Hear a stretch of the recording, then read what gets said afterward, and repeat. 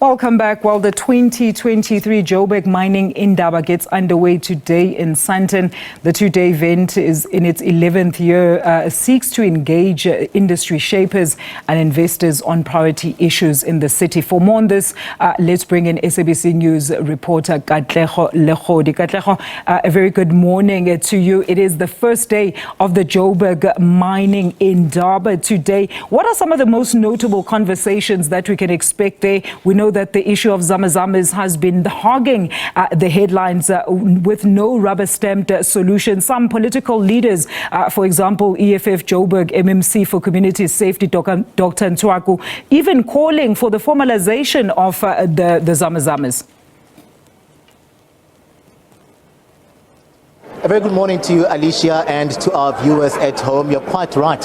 This is, of course, day one of that Indaba, the Joburg Indaba, where they're zooming into the mining industry. And you know very well that the country has been battling challenges associated with issues of illegal mining, where then we saw those concerted efforts with law enforcement to try by all means to get to the bottom of what has been happening here. So we're finding the Department of Mineral Resources and Energy here today. We're finding also those in the private sector. The mines are here. Anglo is here, Siriti is here, and most of those mines will be looking at just threshing out and just speaking of solutions in terms of the challenges that have existed within this particular sector for a while. You know very well that energy is one of those issues that has been plaguing this sector in terms of just making, really hampering the economic development on the ground coming out of the mineral or mining sector. But we hear that this sector has been resilient over time against some of those grey elephants that have existed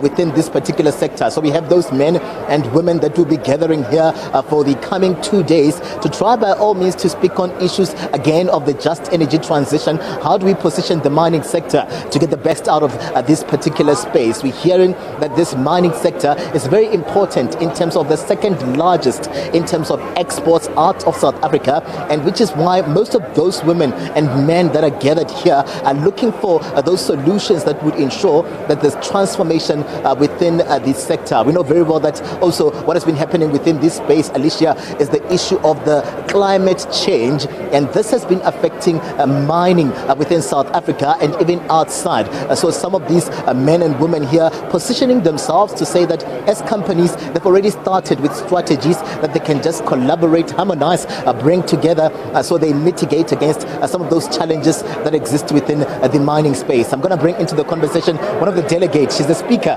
here, Sandra Toyd, who joins us coming through from Partners in Performance as the director there. We know very well that there are high expectations around this coming 2 days, and already the conversations have started around where we find ourselves, the grey elephants that exist over time. Maybe just let us in on how important is it that we find the men and women within the sector gathering here today and tomorrow.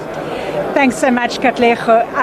Joburg Indaba is always a fantastic platform for leaders from government, industry, mining industry to come together and really have frank and honest and open conversations about the challenges facing the mining industry, but also the contributions that the mining industry can make.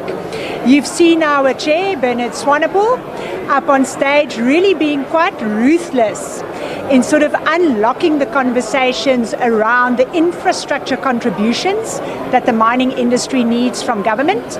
We need energy to be able to produce our commodities. We need rail, road and port infrastructure to be able to export those commodities. We need encouragement for investment to be able to beneficiate locally.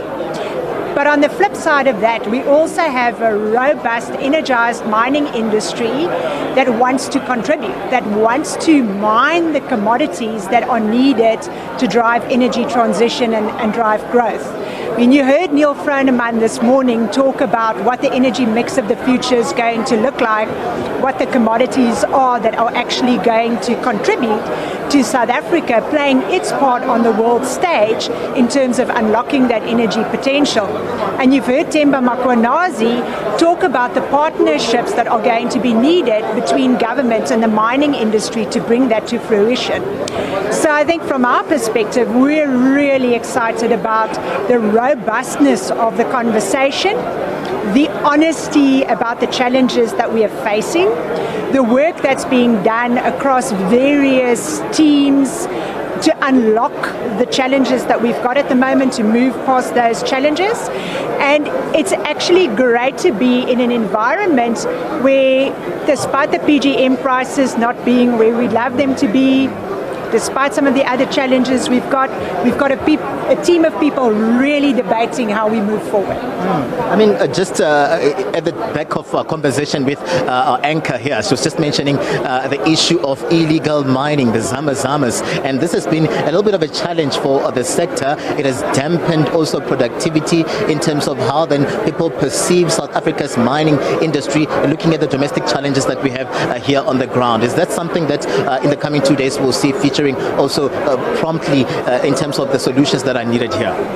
Absolutely, and I think we should draw the line of security in the mining industry much wider than just illegal mining, because mining has been suffering not just from that kind of illegal criminal activity, but we've also seen large-scale cable theft in the industry, disrupting operations, rendering operations immobile and in some instances unsafe. We've seen product theft plaguing the industry. We've seen the impact of crime on the Transnet network and logistics. So security is one of those social infrastructure issues that has to be tackled together between the mining industry and government on the same scale as we're tackling the energy crisis and on the same scale as we're tackling the water crisis in the industry. You may have seen Bernard putting up a poll this morning asking the audience if you could pick the most important thing that we have to solve right now. And security was right up there alongside electricity and other important infrastructure, because quite frankly, if you fix the infrastructure but you can't keep it secure, you're not solving the problem. Let's talk about the issue of coal. We know very well that renewable energy and what has been punted upon in terms of the just energy transition has seen some other nations calling for the doing away of coal, just talking about the emissions in this particular regard. But we know most of the mines that are here, they mine coal. Is that going to be on the agenda, coupled with a just energy transition as we get this process and position ourselves as a country here? It absolutely is on the agenda. It's going to be a session this afternoon. We've had July Ndlovu, the CEO of Thungela, come out in the past very vocally to say we have to recognize that South Africa and large parts of the African continent are energy poor. And we have to solve energy poverty as a challenge to be able to drive economic development.